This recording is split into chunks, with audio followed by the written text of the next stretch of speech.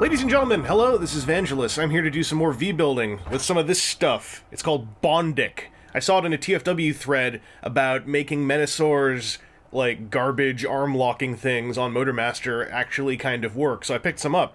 It's interesting stuff, so I thought I'd talk a little bit about what I did with it on Combiner Wars Menasor while I use it to play around a bit with Unite Warriors Menasor. So this stuff is basically, it's a plastic kind of resin. It's clear, a little bit gooey. Because this thing, like, when I got this first one, this leaked hardcore. The thing about this resin is it's never really dries until you expose it to a black light, which is the thing on the back here. And then once you do that, it dries in like 5 to 10 seconds. It's really interesting stuff, because it lets you do the one thing I don't like doing with floor polish very much, which is thickening tabs. I don't like doing it with super glue either. It just feels so risky with super glue, and so useless when I use floor polish to do it. Like, it'll wear off real fast half the time. Because tabs are load-bearing. This thing creates actual plastic, so it's a little bit better at load-bearing.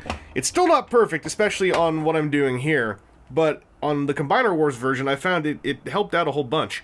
So to explain what we're doing here, this is the locking tab, right? And, this thing works on all the Optimus Prime versions and doesn't work on all the Motormaster versions. The main reason is that on the Motormaster versions, there should be more of a tooth sticking out at the top here. There isn't. It's pathetic at what it's trying to do. It just doesn't work. So, ideally, we would use some Bondic to build a bit more of an outward ledge here at the top. Not nearly as big as I'm making with this toothpick, but, you know, I'm not very careful with my hand-eye coordination. I guess more like this. Why don't I just do it? To get the Bondic to bond to the plastic surface a bit better, because it basically just turns into a hardened bit of, like, you know, clear, resiny plastic. It's good to take a file or sandpaper or something and just rough up the surfaces that it's going to be touching. Because I did it without doing this, and the first time I tried to lock it all together into Menasor mode on the Combiner Wars version, it worked great.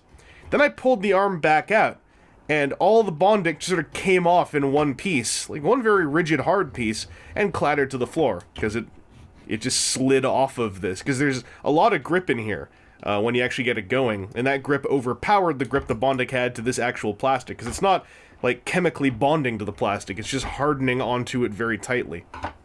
So, I'm not sure how much of this I have left, but it has stopped doing the thing it did when I first got it, where Bondic would just start pouring out, and I'd have to, like, pile a bit of this onto, like, a bottle cap or something and use a toothpick to apply it. Now it's in more of a position where it's still flowing out a bit, but I can actually apply it with the needle tip. I don't know if that was just, like, a badly shipped thing that I got, but it was a mess. So I'm applying it to this upper corner here, and with it applied to that upper corner, I'm just going to harden that layer. So use this black light, just expose it. And, like, the Bondic people recommend that when you do something like rebuilding, say, the tooth on a gear or something, that you do it in layers. And, it's a good thing to do, because otherwise it will start dripping. And, like, yeah, it's a little bit, grippy to the touch, but it's hardened. So I can just sort of keep going at this. I think there's still some on the outside needle here. Just keep wiping it down. What I want to do is build this ridge out, and then also apply a sort of thin coat all around that holds that ridge onto the rest of the tab. So basically, lots of Bondic on this corner, and then a little bit smoothed all over the place as kind of like a glove that will grip onto the tab.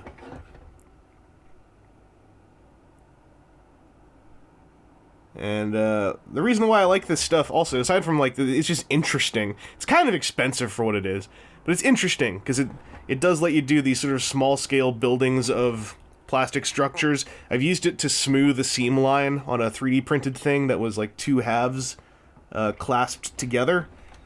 I'll just try to show that maybe at the end of this video. We're also going to talk about floor polish in this video, because I'm actually not done talking about floor polish. I had a lot of good comments on the last one, and I want to address some of the great ideas that were in the comments section of the last V-build about floor polish, which maybe would get missed because they're just in a comment section, and not everybody actually goes to read those. So here I'm going to start, like, wiping down a thin coat. What I'm going to do is I'm going to put a little blob onto here, and then I'll grab this. I'm gonna give this a try. I've not actually tried doing it this way before, but it seems logical. Use a toothpick to just wipe it all over in a thin coat. So it's not doing a whole lot to thicken these sides of the tab. I only really want the thickening to happen on that corner, but I would like to have some shared Bondic surface for the sake of bonding to the tab. Let's get that all drying. So the way they sell this stuff is like that aluminum case I had, and this thing I'm using is like a set, and then you can get replacement cartridges, and you can also get replacement blacklights. It's kind of a scheme, especially the blacklight part, because it's easier to get a replacement blacklight than it is to just replace the battery. But I find this stuff useful. There's also, Bondic is not the only version of this stuff on the market. There's at least one more that I know I heard about. I don't remember its name, though. And I found Bondic at my local Home Hardware. I didn't find the other one. So if you have your own black light reactive setting plastic resin of choice, like, I'm not going to tell you which one is better than the other, because I don't know. So I'm going to give this a try. I'll see A, if it does anything, and B, if it just rips all the Bondic off.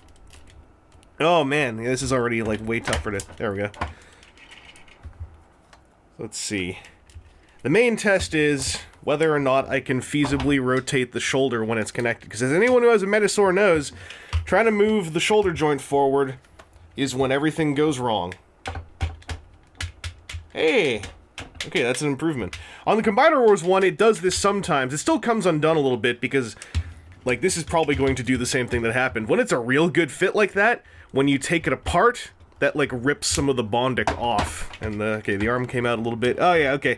So you see there, the Bondic ripped off. So I need to give this another go or two until I can get a coating that will keep the Bondic attached while still doing something up there. So I'm going to play around with this a little bit more, but in the meantime, let's talk a little bit more about floor polish. Over to you, me! I've got me a fresh pour of floor polish here, and I'm going to do the same thing I did the last time I demonstrated something like this, where I'm tightening the Motormaster Optimus Combiner Wars knee joint. So, before I was using a toothpick, and I got some really good comments that I wanted to touch on in here. Number one, one comment said, hey, why don't you try taking the toothpick and then kind of hacking up one end so it has, like, bristles of sorts to catch more floor polish. I tried that, totally worked. Bristles, though, someone said, hey, it's acrylic-based. You can use a paintbrush to paint this into a joint with a bit more control. It's acrylic, so it'll wash out of the paintbrush, provided you wash it right away. Haven't tried that yet, but that makes total sense, especially for hinges, like on Combiner Wars drag strips, knee joints. A brush seems like it would totally be a logical way to apply thin lines of this stuff so it'll viscously flow into the joint. What I'm going to show you here is another suggestion I saw, which made so much sense when I saw it. I was like, why didn't I try that? And that's a Q-tip, especially for a larger surface like this. So I'm just going to dip this Q-tip in, roll it around in this floor polish, and then we're just going to do a little bit of a tightening smear inside this ring. And I tried this on the other kneecap already, and it worked like a charm. This just applies a nice, generous, viscous coat of floor polish to the inside of that knee ring. Let's get the other side here. It works like a charm. It's way more controlled and also way easier than wiping a toothpick around in there. I was also able to use the same Q-tip. Like, this is a place where a brush would probably be better. But I had some good luck Q-tipping some floor polish onto this part of the joint as well. I didn't have to get it all the way in. Like, I was fretting at first. I was like, the Q-tip's so fat, I can't fit it into this inside bit. Except, like, this is a joint, so it'll just, you know, it'll flow around in there as I work the joint left and right once I reassemble it. So, that's, like, it's, you know, super simple idea. Big props to everyone in the comments on the floor polish V-build video that went up before this. If you didn't check the comments in there, like, there were some good ideas. It's worth checking out. So you just gotta put that screw, and that screw back in, and we'll have a real nice, tight knee joint, which ends up being part of the hip posability for my preferred torso mode on this particular mold. By the way, that floor polish's name apparently might have changed again. Anyway, it's the clear watery one with acrylic as its main keyword. It should be the only one on the market or in the aisle of Walmart that's like clear and watery and says acrylic. Acrylic is like the buzzword, the keyword on that. Anyway, I experimented some more here. And I figured out a trick that was able to work on both of these arm tabs. What I did, I'm gonna grab a toothpick to point things out. I did a bunch of experimenting, and I wish I could show more of it on camera, but I needed to be in there just like doing a ton of trial and error without a camera in between my face and what's going on. But I was building out, what I did is I first would give the entire tab on all sides a light coat and then cure it. Then I'd build the ridge out a bit, cure it, light coat all around, cure it. And then I would take my file and I would file the top down flat. Something I didn't mention yet about Bondic is you can, like, once it's cured onto something, you can work with it. You can file it, you can paint it, whatever. So I'd file that down, file down the major sides a little bit. And then what I found worked is if I built the ridge out a bit and then I would kind of file diagonally up this way. Where's my focus? There it is. Diagonally up this way, then diagonally across this way to kind of make it so that instead of being like a uniform ridge, it would kind of have a peak in the middle. That seems to be playing a little bit nicer.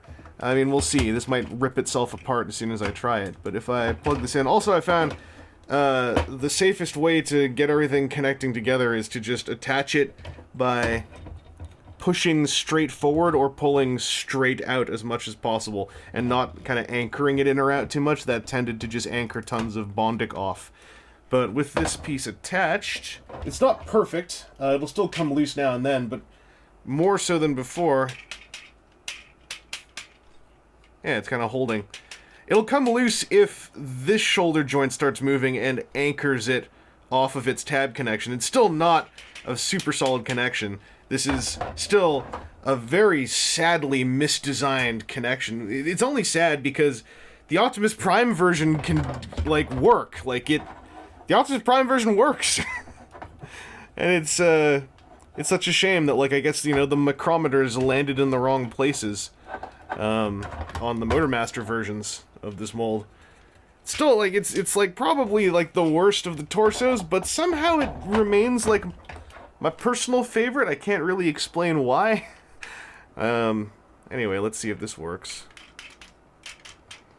And I'm not holding it together. So yeah. By the way, if this stuff just ends up not working for you, you can, of course, just always hold this together when you're posing the shoulders, and you're good to go. But, yeah, that seems to have played nice so far. Let's see if I can untransform this arm. So I will take this and then pull sideways, like straight out. And yeah, like you might need to retouch this up. What I find with this Bondic is that if it starts like parts of it start separating but other parts don't, I just add like a light coat, cure it, then file it. Like filing it all together into a solid like layered material rather than like separate layers on top of each other, like filing them together a little bit and redoing it, like just building a solid mass. Seems to help out a whole lot with using this stuff. And as for that other use I had for it, I'll just show you that quickly before we close this up. This was a 3D printed piece by Dr. Killinger of GCI Toys. Two halves, basically, of a cylindrical shape that were then glued together. This kind of mushy stuff, because this is not visible once you install the piece, that's some Bondic that I used to seal the gap up. And then across here, where you can see some... like, this isn't just sandpapering and filing, this is also straight up some dremeling to smooth it out. There was a big, there was a seam line here, because the 3D print was a little bit wonky, and, like, there would have been, like, a visible seam line, not a terrible one, but I smoothed some Bondic over all this, and then hardened it, and filed it, etc., and to the touch, this is very smooth, like, here, too. Here especially, actually, that's a spot that really had it done. Like, you can... If I shine it in the light, you can see, like, this a bit of a seam line here from where I was just testing out a Dremel on it.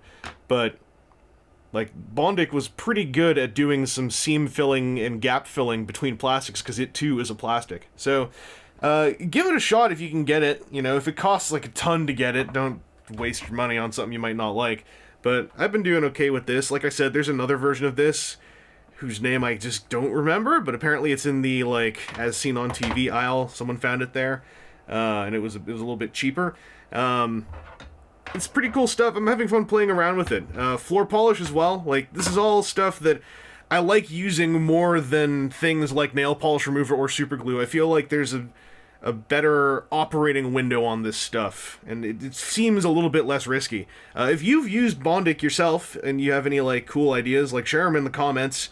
I've only really been using it to build up tabs and things. I'm going to try to use it to repair a cracked piece of plastic on Bad Cube War Dog on my copy that I busted because I was not careful, and I'll see if that works for that too. It seems like a potentially really useful thing for your I like to pretend I know I'm a customizer kind of toolbox, like what I have. So if you find some, give it a shot. Let me know in the comments. In the meantime, that's a V-build. Thanks for checking this one out. We're going to get to some live stream archive content for the next couple. So I will catch you then, from back when that was recorded.